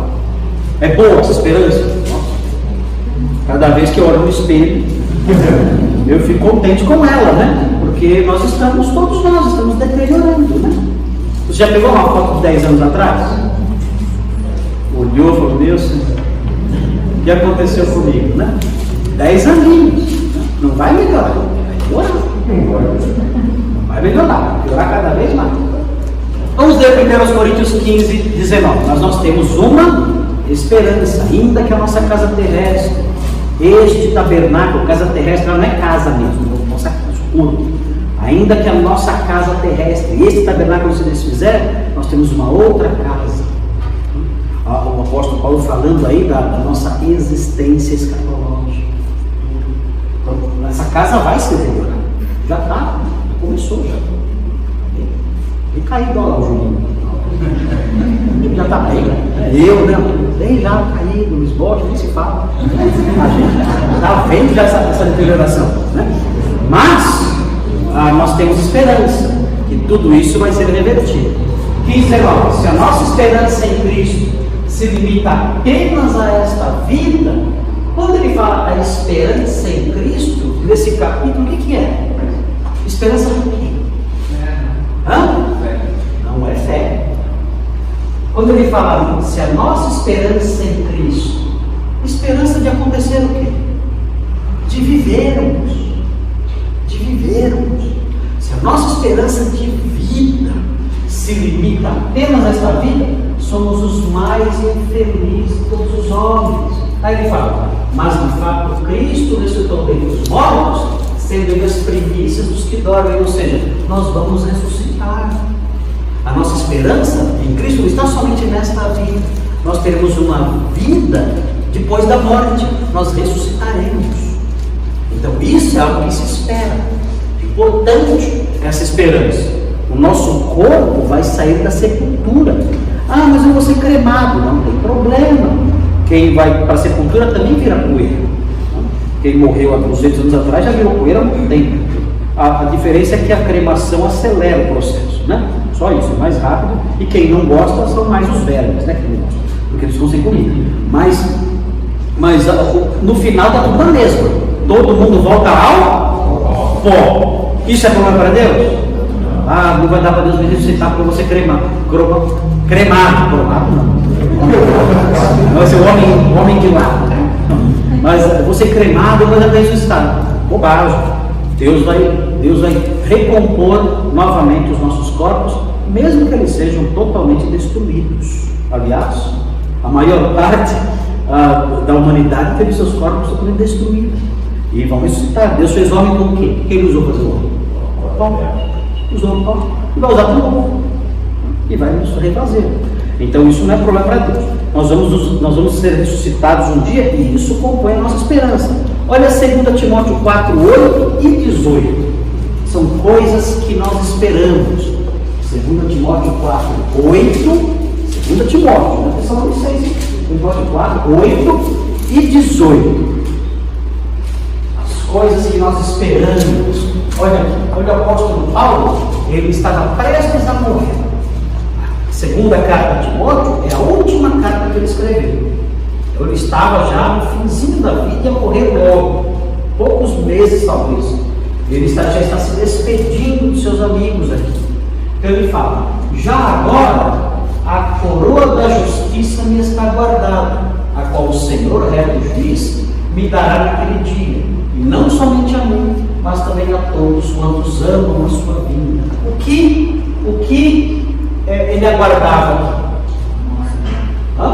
A coroa da justiça. E o que mais podemos aguardar? A sua vinda. O que é a coroa da justiça? Prêmio. Prêmio, né? É uma coroa mesmo? Uma coroinha? Chega no céu, ganha uma coroinha? Tira as medidas e manda fazer uma coroinha? É isso? Não. Aqui pode ser a coroa que é a justiça, pode ser isso. A coroa da justiça pode ser a coroa que é a justiça. Deus vai me livrar de toda a presença do pecado, da natureza pecaminosa. Ele vai me dar a coroa que é a justiça. Pode ser isso. Pode ser também a coroa que vem das mãos de alguém que é justo. Um prêmio que vem das mãos de alguém que é justo. A coroa da justiça. Pode ser isso também. Aliás, é interessante, porque o Senhor, reto juiz, me dará naquele dia. A coroa dada por alguém que ama e que detém a justiça. Pode ser isso também. O fato é que é muito bom, né? A coroa da justiça. E amam a sua vida. Ele menciona lá, é uma outra esperança nossa. Então, o que nós aguardamos? Quais são as coisas que nós esperamos? De acordo com o autor de Hebreus, nós esperamos os galardões, esperamos a cidade que tem fundamentos e uma pátria superior. Paulo fala também da coroa da justiça, da vinda de Cristo. Veja o versículo 18. Fala da ressurreição. 1 Coríntios 15. E aqui no versículo 18, o Senhor me livrará de toda a maligna e me levará salvo para o seu reino celestial. Ele também falava de um reino celeste. Como o autor de Hebreus, são as coisas que nós esperamos. Isso é muito importante saber isso. Por que é importante saber isso? Porque é importante nós termos coisas que se esperam. O incrédulo tem coisas que se esperam. Quais são as coisas que se esperam do incrédulo? Só aqui, né? Só aqui. As coisas que se esperam dos incrédulos estão aonde? Só aqui, né? Só aqui. Quais são? Bens materiais, o que mais? Prazer, poder, a felicidade. Ele acredita que isso tudo vai trazer felicidade. São as coisas que ele espera. O que mais ele espera aqui? Ele espera sucesso, saúde. Bajulação. Oi? Bajulação. Bajulação dele. Se ele tiver poder e dinheiro, ele vai ter tudo isso, né? Se ele tiver poder e dinheiro, será bajulado. Ostentação. Essas são as coisas que ele espera. E buscam, né? Sem parar. Sem parar. A razão da vida deles é essa. Eles têm as coisas que eles esperam. E as coisas que eles esperam estão somente aqui. Então a morte para o incrédulo é desesperadora. Por quê? Ele não tem nada que ele espera que está além desta vida. Então quando ele olha para a morte, ele vê um muro. E depois disso, ele vê tudo cinza. Não tem nada que ele espera depois desse muro. Nada. Então, é desesperador para o incrédulo. A ideia desesperadora para o incrédulo, a ideia de morrer. Porque toda a sua esperança se limita apenas nesta vida. Por isso que Paulo fala, se a nossa esperança em Cristo se limita apenas a esta vida, somos os mais infelizes de todos os homens. Nisso aí, ele escreveu os incrédulos. São as pessoas mais infelizes da terra, a vasta maioria, porque a esperança deles é só nesta vida. Para além da vida, eles só enxergam o cinza, não tem nada de esperança lá. Já o crente é diferente. Quando fala as coisas que se esperam, o autor de Hebreus fala das coisas que se esperam, ele está pensando no que tem depois do muro. É isso que ele faz. Como eu disse para vocês, ele não fala das coisas que se esperam aqui, porque não interessa para ele aqui. O que interessa para ele no assunto aqui de Hebreus 11 são as coisas que se esperam depois daqui, depois do muro chamado morte. Depois do muro chamado morte, existem coisas que nós esperamos, e é isso que nos consola. Por quê? Porque estamos indo na direção do muro. Todo dia. Ah, hoje eu não vou. Ah, hoje eu vou dar um passo para trás. Não vai. Você vai na direção do muro. Você vai na direção do muro. Ah, mas hoje eu estou. Não, você vai. Vou ficar quieto, deitado na minha casa. Você vai deitado. Mas todos os dias você caminha na direção do muro. Todos os dias. E se depois do muro você não espera nada, desculpe, você é um imenso, a palavra feia, né? É um imenso infeliz, alguém desgraçado, desgraçadamente infeliz. Não tem esperança depois do muro. Nós temos. Então a morte é boa? Não. A morte é ruim. O muro é bonito? O muro é feio. Eu não gosto do muro. Muro feio, horrível, sujo, pichado, né? Tá lá, luta livre, tá lá. É um muro repugnante. Mas, depois do muro, nós temos uma esperança que envolve o quê? O Hebreus fala, tem galardões. Eu posso esperar. Tem uma cidade sólida depois do mundo. Tem uma pátria superior, celeste depois do mundo. Tem um reino glorioso. Eu já não estou com tanto medo desse mundo, né?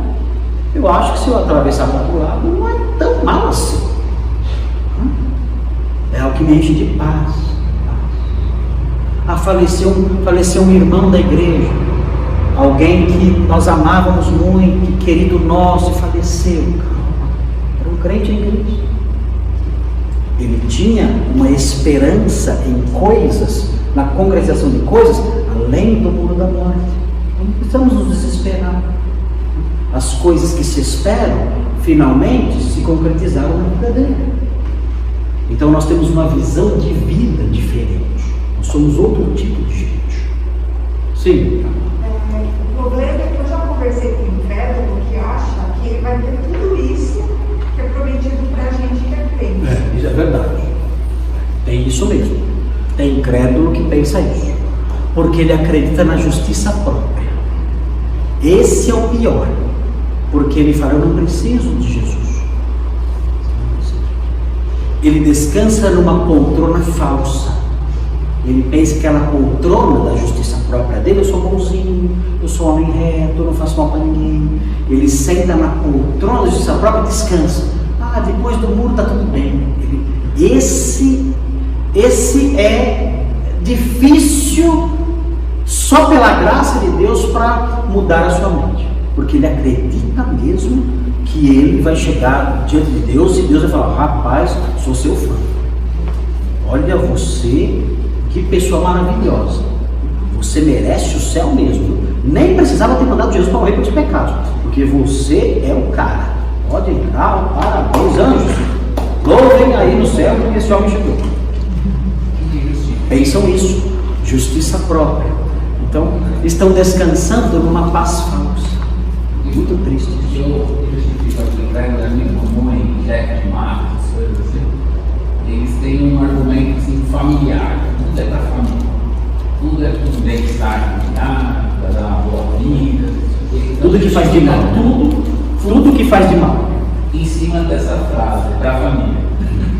E aí se jogou monstro. Isso, deve ter uma justificativa daquilo. Se eu roubei, se eu enganei, se eu matei, foi pelo bem de alguém. Bem da família, e aí ninguém é ruim. E a própria família se destrói. É isso mesmo. Muito bem. Ok, gente. Vamos ver então a sequência aí. Nós vimos então, a fé é a certeza das coisas que se esperam. Já vimos aí quais são as coisas que se esperam. Continuando aqui a nossa definição de fé no versículo 1. Nós vamos dividir em 3 partes aí, né? A definição de fé no versículo 1. Depois vem um dos efeitos da fé no versículo 2. E no item 3, um dos itens da fé. Essa é a nossa divisão. Versículo 1, uma definição de fé. Versículo 2, um efeito da fé. E versículo 3, um dos itens da fé. Vamos dividir desse jeito. Estamos então no primeiro. A definição de fé. A fé é a certeza das coisas que se esperam. Mas não para aí. O que vem agora? Vem aí algo mais. A fé é a... Qual é a palavrinha que vem aí? Convicção, né? É a palavra que aparece aí. Pode ser. Pode ser. Pode ser essa tradução. Tem outra tradução? É a prova. A prova. É outra tradução possível também. A Glaucia falou uma outra tradução possível. São 2 traduções possíveis. A fé é a convicção de fatos e a fé é a prova de fatos que se não veem. Bom, qual das 2 está certa? E o que significa cada uma delas? Quando eu falo a fé é a convicção de fatos, aí ela seria basicamente a certeza, né? Quando eu tenho certeza, eu tenho convicção de que certos fatos vão acontecer. Ok? Aí é fácil. Se eu optar por essa tradução, a fé é a convicção de fatos que você não vê, é fácil entender. Aí seria assim, olha, eu tenho convicção, é algo subjetivo, é um conceito subjetivo. Eu tenho convicção de que esses fatos que não vejo vão se concretizar. Convicção disso. Esse seria o entendimento se nós traduzirmos a palavrinha como convicção. Agora, a outra tradução é a palavrinha prova. A fé é objetiva. A fé é a prova de fatos que se não veem. E agora? Como é que eu explico essa possibilidade? A fé é a prova. Mas ficou mais complexo. Não é? Ficou mais difícil entender agora. Ficou mais difícil. Como é que eu entendo isso? A fé é a prova de fatos que se não veem. É curioso aqui, né? A prova de fatos que se não veem. Como é que eu explico isso? Olha, tal fato aconteceu, ninguém viu. Prova para mim. Prova para mim esse fato, ninguém viu. Cadê as suas provas? Aí, parece esposa de pastor. Esses fatos ninguém vê. Prove esses fatos. Onde estão as provas? Olha, a minha fé fornece as provas de que eu preciso. Então a sua fé faz você enxergar provas onde elas não existem. Exatamente. A fé faz com que eu enxergue provas que não existem. Não tem prova nenhuma, tem? Tem prova alguma de que as coisas vão acontecer? Não. Mas a fé me faz ver as provas que não existem. Por isso, ela é a prova de fatos que se não veem. Ela faz com que eu enxergue as provas. sem que as provas existam. O que vocês acham disso? Dessa definição? O que vocês acham disso? Prove que você vai ressuscitar. Prove! Cadê as evidências disso? A minha fé faz com que eu enxergue as provas disso. A minha fé faz com que eu veja essas provas. Você não tem fé, você não vê as provas. Mas as provas não existem. A minha fé faz com que eu as enxergue. Não é cientificamente comprovado. Você não tem como enxergá-las porque você não tem fé. A fé é um óculos. Quando eu coloco esse óculos, eu vejo as provas. Já viu aquele produto que você joga quando tem sangue? Não tem sangue aqui, não houve crime nenhum aqui. Você joga o luminol lá. Agora eu estou vendo. Esse luminol é a fé.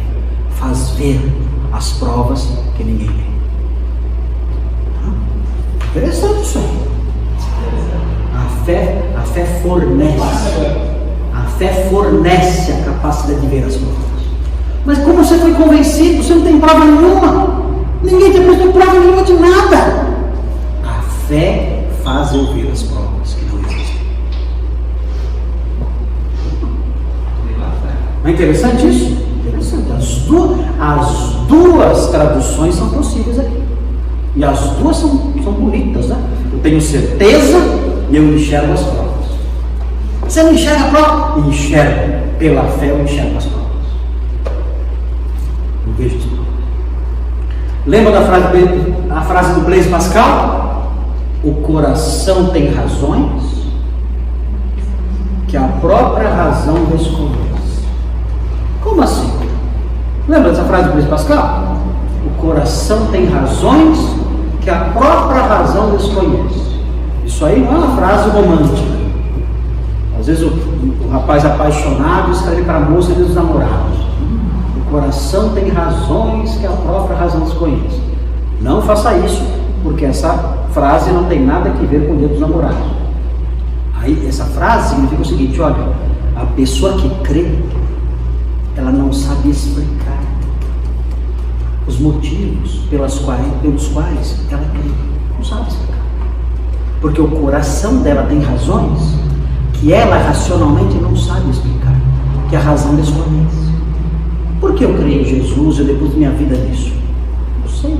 Cadê as provas de que ele ressuscitou? Cadê as provas que ele vai voltar? Cadê as provas que existe um céu? Cadê as provas? Olha, o meu coração tem razões que a minha mente, a minha razão não conhece. A fé faz com que eu tenha as razões. A fé faz com que eu veja as provas. Aí eu falo para o inferno, me pergunta, isso eu falo, foi Deus que me deu. Exato. Mas aí você já saiu de Hebreus. Você foi para Paulo. Aí você quis complicar porque você quis.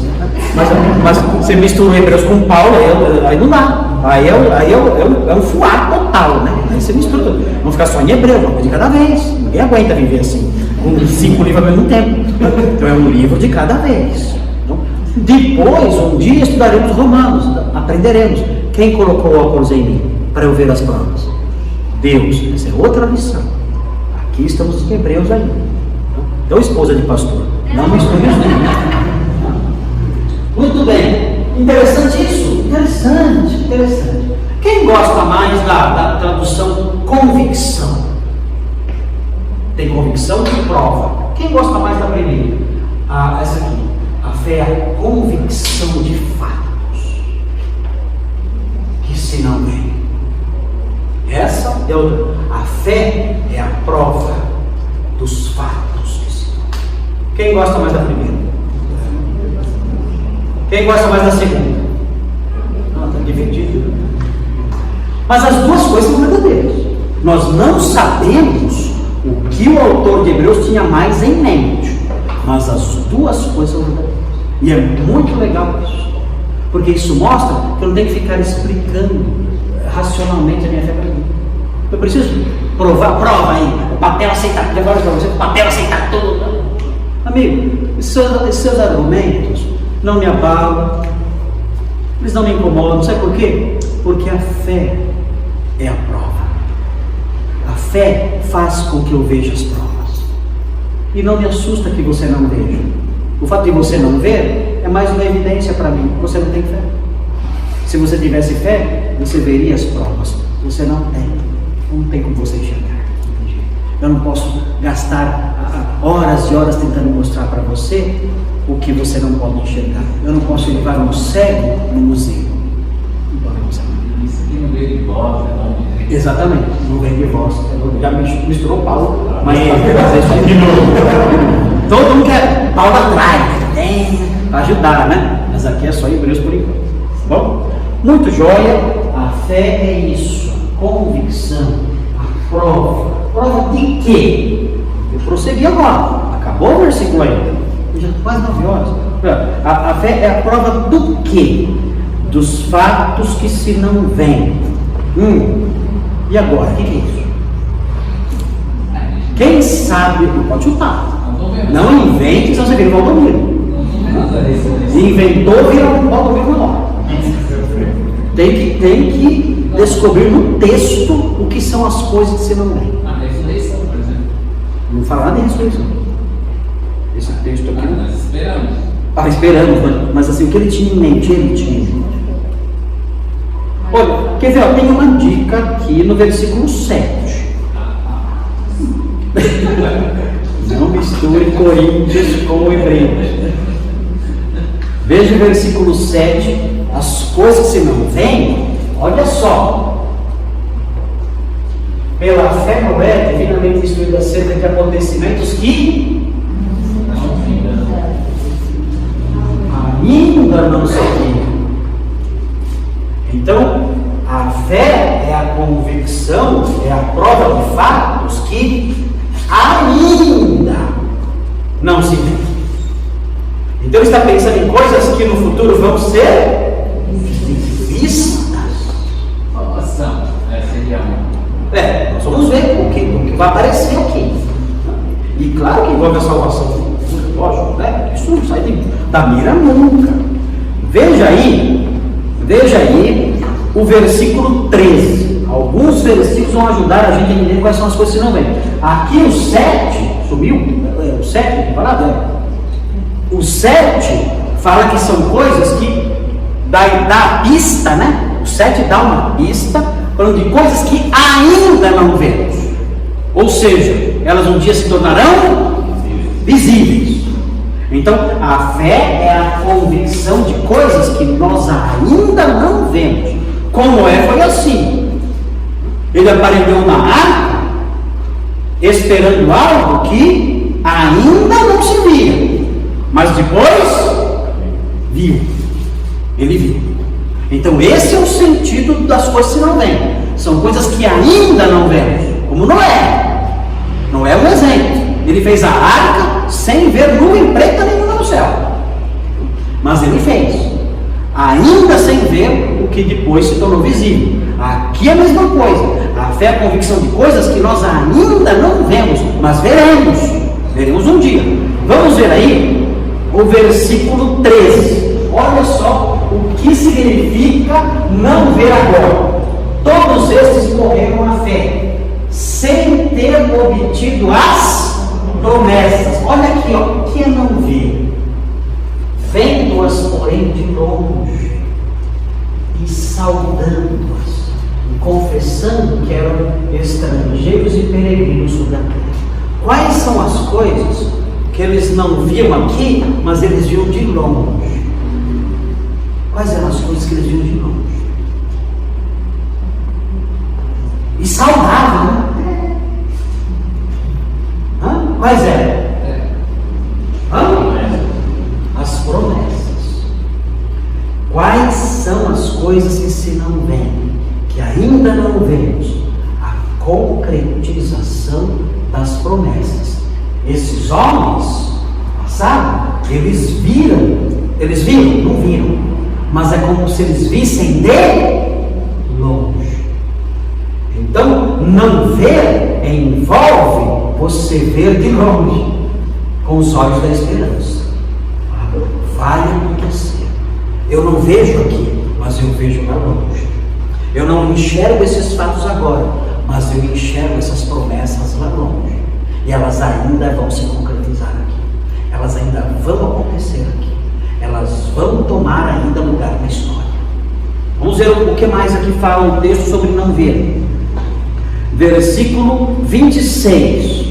26. Porquanto considerou o próprio de Cristo por maiores riquezas do que os tesouros do Egito. Isso é Moisés que fala, né? Porque ele fazia o quê? Ele via de longe, ele não via aqui. Mas ele sabia que ainda veria. De modo que ele podia ver de longe, contemplar de longe o quê? O galardão. Então, o que são as coisas que nós não vemos? As coisas que nós não vemos em Hebreus são coisas que nós ainda não vemos, mas que veremos. Importante isso, o ainda que aparece lá no versículo 7, são coisas que ainda não vemos, mas veremos. São coisas que nós não vemos agora, mas vemos de longe, ou seja, as promessas e o galardão. Essas coisas são coisas que nós ainda não vemos, mas vemos de longe, saudamos de longe. Elas vão se concretizar. Nós vemos essas coisas de longe, não vemos aqui, vemos a distância, e elas abrangem as promessas de Deus e o galardão. São essas duas coisas que são mencionadas em Hebreus. Então, volta para o versículo 1. Volta para o versículo 1. A fé, então, com base nisso, ela é a certeza, ou é a base sólida sobre a qual eu espero as coisas que eu divido. Essas coisas, quais são que eu falei? Galardão, a cidade que tem fundamentos, e a pátria superior e durável. E a fé também é a convicção, ou ela fornece as provas de fatos que eu não vejo ainda, mas eu vejo de longe.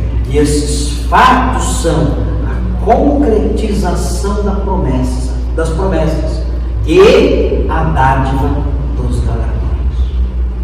Essas coisas eu não vejo agora, mas eu vejo de longe, aguardando que essas coisas se comprovem. Então, esse versículo é um versículo escatológico. Mas a escatologia, Apocalipse, pode estudar em Hebreus. Hebreus 11:1 mostra uma esperança escatológica. E a nossa fé, de acordo com esse versículo, é uma fé que olha para o futuro. É uma fé com esperança escatológica. Eu coloquei algo mais que a gente não vê aqui, já que vocês gostam tanto de Paulo, né? Então eu coloquei mais uma coisa que nós não vemos ainda e que nós esperamos e temos certeza de que vai se concretizar. Está em Romanos 8, 18 a 25. Eu gosto muito desse texto. Romanos 8, 18 a 25. Romanos. Deixa eu ver um pouquinho. Romanos 8, 18 a 25. A gente já encerra já. Olha só aqui a esperança que nós não vemos ainda. Mas nós não vemos, mas saudamos de longe. Nós ainda não vemos, mas veremos. Olha que legal isso. Eu gosto disso porque o mundo que nós vivemos é um mundo muito difícil. Muito difícil. Não está bom viver aqui. Está muito ruim. Esse mundo está em constante colapso, declínio completo. Em todas as esferas, em tudo. No meio evangélico é assustador. Eu acho que é o meio que mais tem decaído. O incrédulo sempre esteve no fundo da fossa mesmo. Mas o evangélico, ele está afundando cada vez mais essa direção. Ele está se equiparando. Ele está aparelhando, se aparelhando com os incrédulos. E até superando os incrédulos em algumas coisas. Então é o meio que mais deteriora o meio evangélico. É assustador o que nós vemos.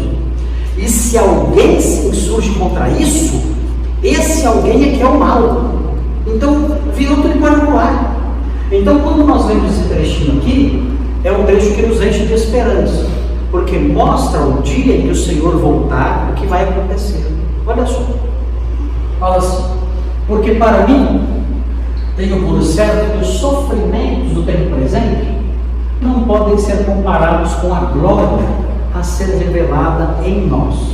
Há sofrimentos do tempo presente? Há alguns? O tempo todo, né? Sofrimentos o tempo todo. Vocês têm as lutas de vocês terríveis, pesadas, suas preocupações, problemas que não se dissolvem, problemas que se perpetuam, que envelhecem. Já tiveram problemas que envelheceram? Problemas que se fossilizaram? São aqueles problemossauro, né? Aquele problema velho que não se resolve, é o problemossauro. Entra ano, sai ano, ele está lá, envelhece, não morre, não acaba. Faz aniversário, faz muitos aniversários. As pessoas morrem, ele persiste. Ela é o problema tataravô, né? É o problema antigo, é o problema dentro de um sarcófago e não se dissolve, não acaba. Então, todos nós temos lutas terríveis, os problemas, os sofrimentos do tempo presente. Meu pai está lá no hospital agora. Os médicos já disseram: ele não vai sair daqui. Já disseram: não vai sair daqui. O estado dele é irreversível. Não há o que fazer mais. Ele não reage a nada. Então vocês devem conversar entre família para nos autorizar a praticarmos a ortotanásia, que é deixar a natureza seguir o seu curso, né? E tão difícil para nós isso. Nós vamos ter que decidir isso. Nós não queremos, então estamos adiando, né? Não, quando fala, tá bom, vamos falar de conversa, porque não queremos algo assim, mas os médicos estão dizendo isso, e tem havido uma unanimidade nesse sentido. Os médicos estão dizendo: olha, não faz mais sentido mantê-lo assim, ele não melhora, não, nada reage, os pulmões dele estão totalmente tomados e não tem como reverter esse quadro, ele vai ficar assim para sempre. Como? Então, estamos prolongando algo nesse sentido. Então, muito difícil, são os sofrimentos do tempo presente. São as coisas que nós enfrentamos hoje, muito difícil. Por isso dizendo, a ardente expectativa da criação, o mundo à nossa volta, a natureza, aguarda a revelação dos filhos de Deus. Que revelação? A revelação da glória dos filhos de Deus. Aguarda o dia da nossa redenção. A criação, a natureza toda que padece, ela aguarda a revelação gloriosa dos salvos, o dia da redenção dos salvos, quando o Senhor voltar. Quando o Senhor voltar para nos redimir, a natureza aguarda esse dia. Sabia disso? Pergunta para o seu gato, para o seu cachorro, aí não fala, mas ele aguarda. Ele espera esse dia. A natureza aguarda esse dia. A natureza geme, sofre, padece, aguardando esse dia. Os pássaros cantam tristes, aguardando esse dia. Os cães gemem, os gatos gemem, os animais nas florestas gemem, sofrem, padecem, aguardando o dia da libertação da natureza, da redenção dos filhos de Deus, porque nesse dia a própria natureza será redimida da corrupção, do cativeiro, da deterioração. Olha o 20: pois a criação está sujeita à vaidade. Vaidade aqui não é vaidade de a criação gosta de ficar bonitinha, não é isso. Vaidade aqui é vantagem, coisas vãs. A natureza está sujeita a coisas vazias, a ausência de propósito. A natureza não tem. A natureza você olha para ela, é algo vão. É algo vão. Ela está sujeita à vaidade, não voluntariamente, mas por causa daquele que a sujeitou, o próprio Deus. Ele sujeitou a natureza à morte. 21. E ele fez isso na esperança de que a própria criação será redimida do cativeiro da corrupção. A criação vai deixar de se deteriorar. Ela está se deteriorando agora, mas ela vai deixar de se deteriorar. Quando isso vai acontecer? para a liberdade da glória dos filhos de Deus. Isso vai acontecer quando os filhos de Deus forem revelados em glória. Quando o Senhor voltar, isso vai acontecer. Os filhos de Deus serão revelados em glória e a natureza será liberta do sofrimento, da vaidade, tudo isso vai acontecer. 22.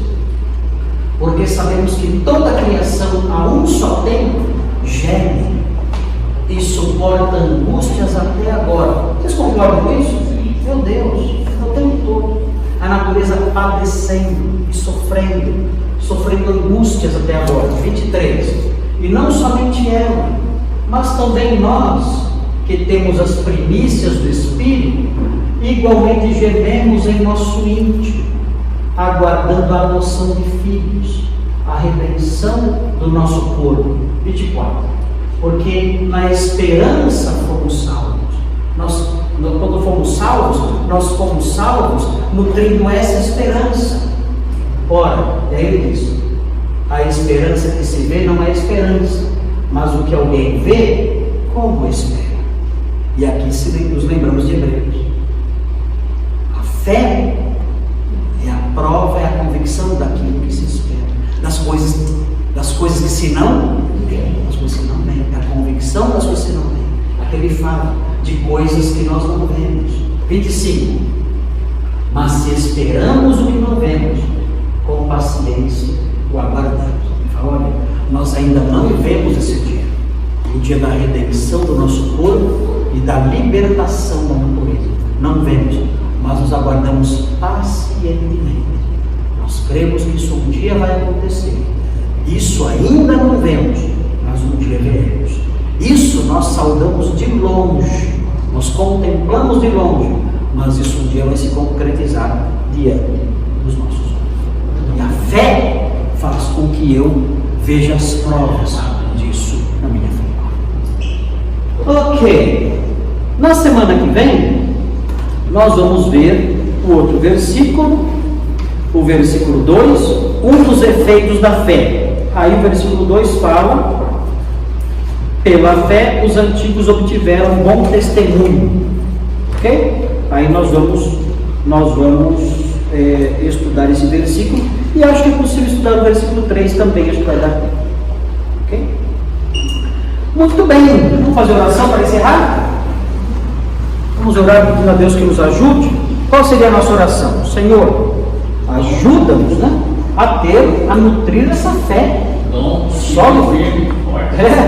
Que a nossa fé seja uma fé sólida, forte, que nós tenhamos essa fé firme, que é a certeza das coisas que se esperam, a convicção de fatos que se não vêm. Vamos pedir que o Senhor fortaleça isso em nós. Senhor Deus, muito obrigado, porque a sua palavra ensina acerca dessa fé, o que os incrédulos não têm, porque nutrem esperança apenas nas coisas desta vida. Nós queremos agradecer porque o Senhor nos concedeu a verdadeira fé, e nós podemos então ter certeza daquilo que esperamos, o galardão, a pátria, a cidade. E podemos, ó Deus, enxergar as provas e ter convicção acerca dos fatos que ainda não vemos, mas podemos saudar de longe, contemplamos de longe esses fatos que são a dádiva do galardão e a concretização das suas promessas.